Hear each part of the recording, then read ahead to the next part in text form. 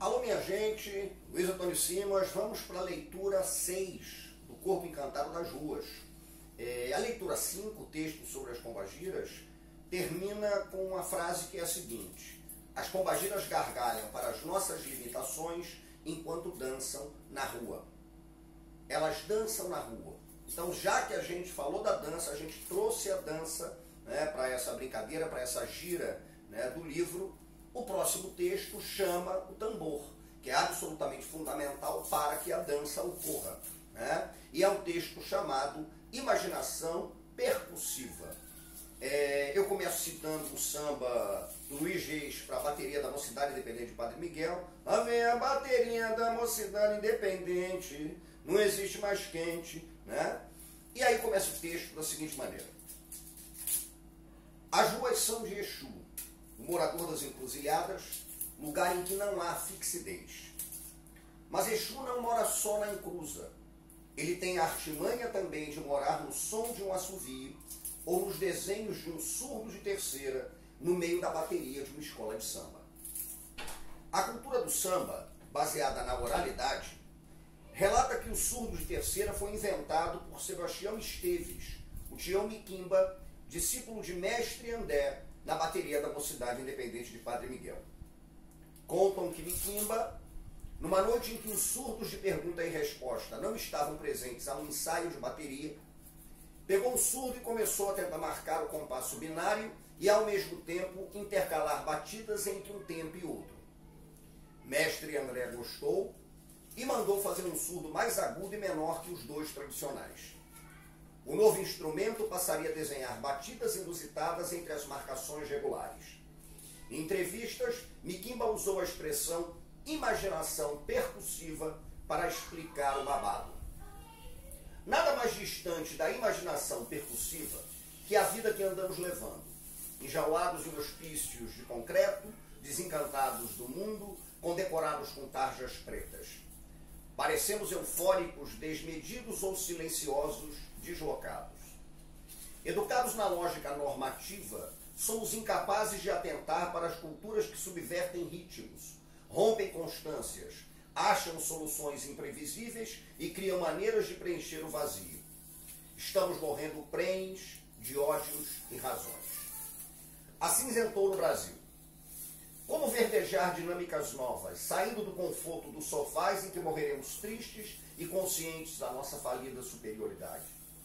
Precisamos morar na encruzilhada da alteridade como mecanismo de compreensão e vivência compartilhada de mundo, com a ousadia dos surdos de terceira em baterias de escolas de samba.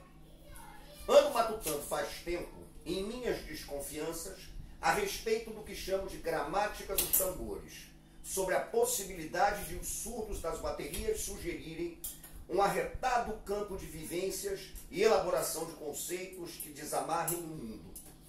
A função do surdo é fazer a marcação do tempo. O samba é um ritmo de compasso binário. O surdo de marcação é um tambor grave que marca a referência do tempo da batida para os ritmistas de toda a bateria. O surdo de segunda, menos grave que o de marcação, responde a ele, batendo o primeiro tempo do ritmo. É só escutar as batidas regulares do coração para saber do que se trata. O surdo de terceira é exatamente aquele que, mais agudo que os outros dois, preenche o vazio que existe entre as marcações. Ao contrário da previsibilidade dos outros, o de terceira desenha um ritmo cheio de síncopes, quebrando a sensação de normalidade da conversa entre o surdo de marcação e o surdo de resposta. O surdo de terceira, retomo o primeiro parágrafo, ocupa por isso mesmo o papel de Exu na cosmogonia iorubá, de aluvaiar entre os congos, de legba entre os pons. Ele brinca com o que é previsível, desnorteia, faz o inusitado. O mito da criação do surdo de terceira por seu Miquimba, e aqui vale mais, como nas culturas orais, o sentido do que é relatado do que o rigor factual, é dos mais pertinentes para se pensar as culturas de fresta, aquelas que driblam o padrão normativo e canônico e insinuam respostas inusitadas para sobreviver num meio que normalmente não as acolheria. O surdo de terceira inventa a vida no desconforto, na precariedade, no perrengue de ter que preencher o vazio com um som que chama o transe dos corpos que sambam. Temos cada vez mais a necessidade de ousar olhares originais contra a tendência de normatização, unificação e planificação dos modos de ser das mulheres e dos homens no mundo. Nossa tarefa brasileira é a de superar a exclusão e, ao mesmo tempo, a ideia da missão civilizadora, que insiste exclusivamente nos padrões da representatividade, consumo e educação engessados pelo cânone. De um lado, é a morte física. Do outro, a morte simbólica da inclusão normativa, domesticada e impotente. Precisamos de surdos de terceira que surpreendam o padrão consolidado. A criação do surdo de terceira deveria ser ensinada nas escolas. O problema é que somos educados não apenas para ignorar, mas para desprezar as culturas de síncope, aquelas que subvertem ritmos, rompem constâncias, acham soluções imprevisíveis e criam maneiras imaginativas de se preencher o vazio do som e da vida com corpos e cantos. Tião Miquimba e Mestre André, intelectuais do Brasil que sobreviveu aos tumbeiros e fez da chibata de surrar o lombo a baqueta que bate no couro, deram um recado. Precisamos viver na batida que brinca e desconforta de um surdo de terceira, subvertendo o vazio no baque solto da rua.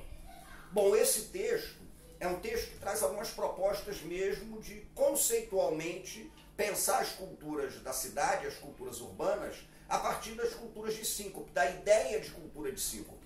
Quando eu falo em cultura de síncope, né, eu uso a referência do fenômeno musical da síncope, né, o preenchimento do vazio, né, entre um tempo e outro, a maneira como você preenche com fraseados inesperados, para falar dessas culturas, que são culturas de fresta, que são culturas que não operam numa lógica institucional, que não operam numa lógica normativa, que tem inclusive que buscar caminhos inusitados para continuar existindo. Uma vez me perguntaram, foi uma entrevista, já tem um tempo bom isso daí, o que para mim seria o símbolo do Rio de Janeiro. E aí vale para o Rio, vale para o Brasil inteiro, eu acho, né? Pelo menos para uma parte considerável do país. Mas o que seria o maior símbolo? E eu respondi um pedaço de pau. E a pessoa que fez a entrevista ficou um pouco surpresa, porque talvez tenha imaginado que eu citasse o Maracanã, né, uma praia, mas eu citei um pedaço de pau. E aí eu citei um pedaço de pau dizendo o seguinte, olha, esse pedaço de pau que eu cito como um símbolo da cidade é um pau que dá no corpo. É a chibata no lombo, né? É o pau que dá no corpo. Mas esse pau que dá no corpo, ele é subvertido em baqueta que dá no couro do tambor para inventar a vida.